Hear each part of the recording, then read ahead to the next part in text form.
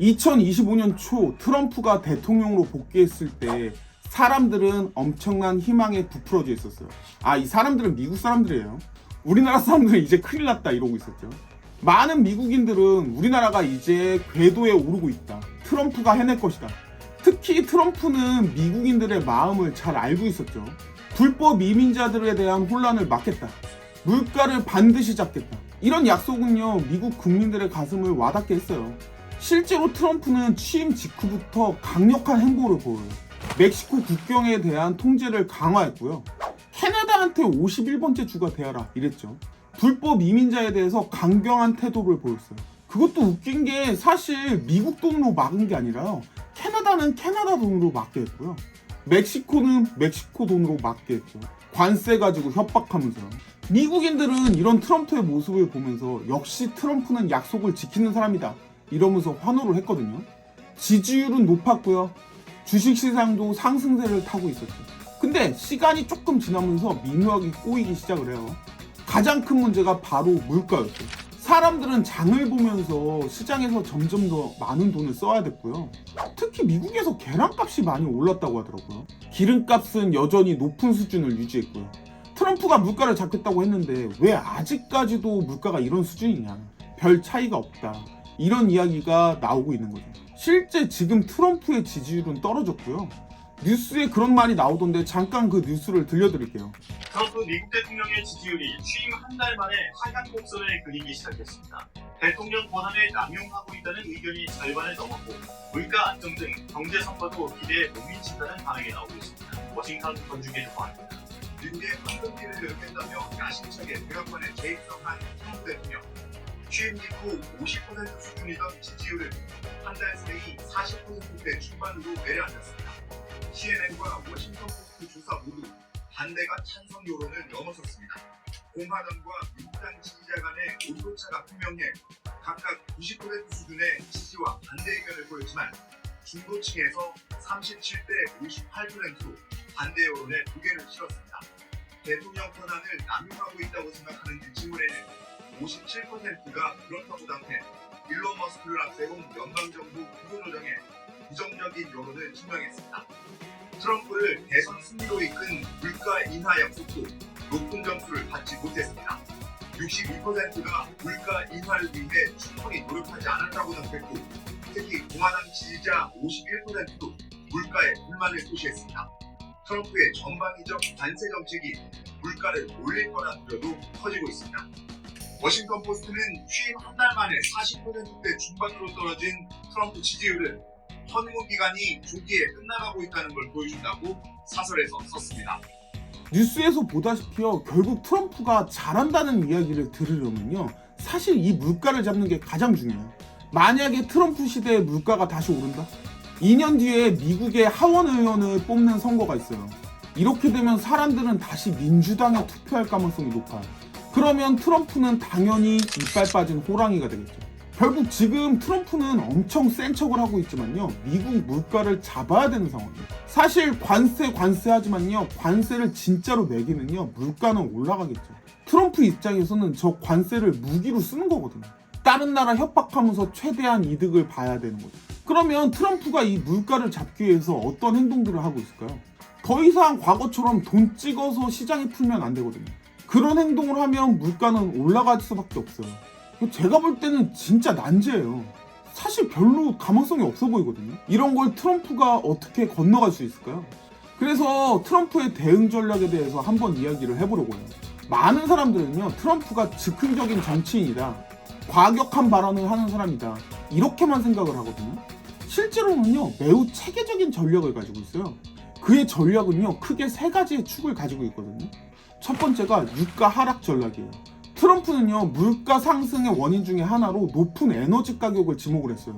실제로 에너지 가격이 올라가면 운송비가 올라가고요, 모든 상품의 가격 상승으로 이어지겠죠. 그래서 트럼프는 유가를 낮추는 걸 최우선 과제로 삼아요. 이를 위해서 트럼프는 여러 가지 수단을 이미 동원을 해놨거든요. 먼저 미국의 시추를 대폭 늘리겠다고 이미 선언을 해놨죠. 드릴 베이비 드릴이라는 구호를 외치고 있어요. 미국의 에너지 생산을 최대한 늘리겠다, 이런 말이거든요. 동시에 사우디아라비아랑 오펙 국가들을 압박을 하기 시작을 했죠. 트럼프는요, 목표 유가를 배럴당 50달러 정도로 잡았거든요. 이는 현재 가격보다 훨씬 낮은 수준이에요. 그래서 유가가 내려가면 물가에 도움이 좀 될 것 같긴 하거든요. 사실 미국 물가만 내려가는 게 아니라 전 세계적인 물가가 내려갈 수 있겠죠.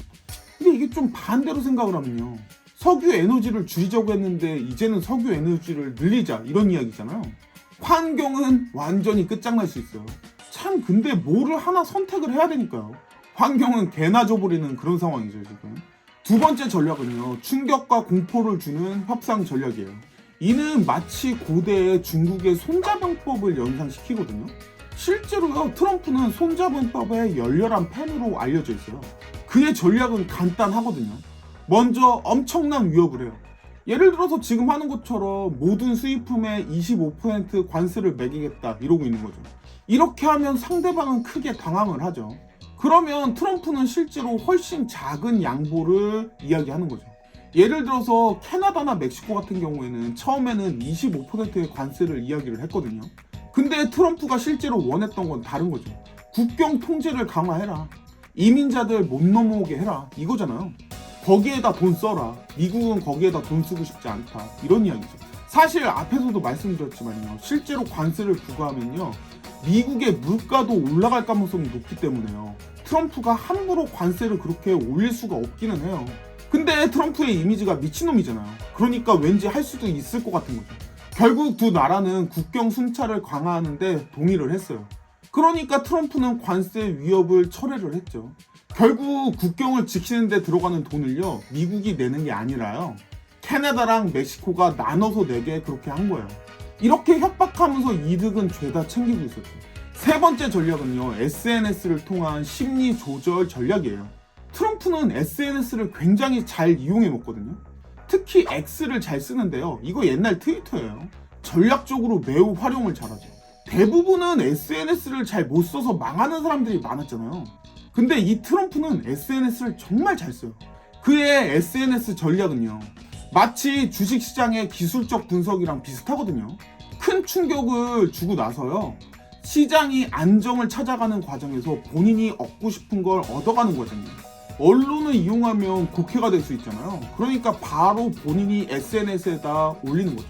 캐나다한테 미국이 51번째 주가 되라, 이랬잖아요. 그러고서 본인 SNS에다가 트럼프가 캐나다를 내려다보고 있는 걸 올렸잖아요. 다른 사람들 입장에서는 뭐야 이러지만 사실 당하는 사람 입장에서는 충격과 공포죠. 이거 매우 잘 써먹어요. 그러면 트럼프의 이런 전략들이 효과가 있을까요? 놀랍게도요, 꽤 효과적이에요. 예를 들어서 파나마 운행 협상을 보면요, 트럼프는 처음에 매우 과격한 발언을 하면서 파나마를 압박했거든요. 근데 결국 통행료 면제랑요, 중국 영향력 축소라는 결과를 얻어낼 수 있었죠. 하지만 트럼프의 이런 전략들에도 한계는 있거든요. 가장 큰 문제가 중국과의 관계예요. 트럼프 입장에서는 중국을 견제하고 싶어 할 수밖에 없거든요. 근데 그렇다고 중국산 제품에다 높은 관세를 매기잖아요? 물가는 올라가겠죠. 이거 트럼프 입장에선 되게 딜레마예요. 그러다 보니까 중국한테는 10%라고 다른 나라들보다는 비교적으로 낮은 관세로 압박을 하고 있는 거죠. 이게 트럼프 입장에서는 중국한테 압박을 그렇게 세게 못하는 게요, 중국에서 저가격 상품이 밀려 들어오는데 그걸 막아버리면 앞에서도 말씀드렸지만 물가가 오를 수 있는 거죠. 트럼프도 관세 함부로 때릴 수가 없어요. 그리고 중국도 그거를 알죠, 이제는요. 특히 주목할 만한 게 4월이거든요. 트럼프는 무역 관련 종합 보고서를 받게 되어져 있는데요, 이 보고서를 바탕으로 더 강력한 정책을 시행할 거라고 그렇게 생각이 되어져요. 더 세게 나오겠죠. 하지만 여기서도 트럼프의 우선순위는 분명하거든요. 첫 번째가 물가 안정, 두 번째가 에너지 가격 통제. 다른 모든 정책들은요, 이 두 가지 정책을 이루기 위한 수단일 뿐이에요. 트럼프 입장에서는 이 두 가지 무조건 해내야 되거든요. 그러면 이러한 트럼프의 전략을 어떻게 이해를 해야 될까요? 가장 중요한 건요, 그의 발언이나 정책 방향에 대한 걸 표면적으로만 봐서는 안 돼요. 그 속뜻을 생각을 해야 되거든요. 그래서 트럼프 상대하면 항상 머리가 아프죠. 트럼프는요, 항상 큰 소리로 위협하지만요, 실제로는 원하는 게 훨씬 적을 가능성이 매우 높아요. 또한 모든 정책의 궁극적인 목표는 물가 안정이에요. 과거처럼 돈 마구 찍어서 뿌릴 수가 없죠, 트럼프 입장에서는. 그거 자살행위예요. 결론적으로 말하면요, 트럼프의 경제 정책은 겉으로 보이는 것보다 훨씬 더 계산적일 가능성이 높아요. 그의 과격한 발언이나요, 정책 발표에 민감하게 반응하기보다는요, 뒤에 숨은 진짜 의도를 파악하는 게 중요하고요. 특히 유가 관련돼서는 주목을 해볼 필요성이 있죠. 트럼프 입장에서는 유가 무조건 내려야 되거든요. 유가가 떨어지면 트럼프의 전략이 통하고 있다는 신호일 수 있는 거죠. 또 유가를 떨어뜨리면 러시아도 견제가 되죠. 러시아가 사실 살아남는 게 에너지 쪽 산업밖에 없잖아요. 가격 떨어뜨리면 러시아 입장에서는 상당히 많이 안 좋죠. 앞으로도 트럼프는 계속 충격적인 언행이랑 충격적인 발표를 계속 이어갈 거예요. 하지만 우리는 그의 전략에 대해서 조금은 이해를 할 수가 있게 된 상황이죠. 결국 모든 건요, 물가 안정이라는 하나의 목표를 위해서 간다는 걸 생각을 해보면요, 트럼프의 행보에 대해서 더 명확하게 이해를 할 수가 있겠죠. 그럼 현재까지 트럼프가 이런 정책이 효과가 있다고 생각이 되어지냐고 물어보면요, 현재까지는 매우 긍정적이다 라고 이야기를 할 수 있을 것 같아요. 왜냐면 현재까지는 이거 다 통했거든요. 협박하고 받아내고 협박하고 받아내고 계속 통했어요. 특히 트럼프의 에너지 정책은 상당히 효과적일 수 있거든요.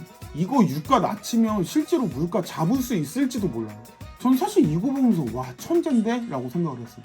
물론 환경은 개나 줘버려라 이런 느낌이죠. 환경 문제는 진짜 어쩔 수가 없는 것 같아요.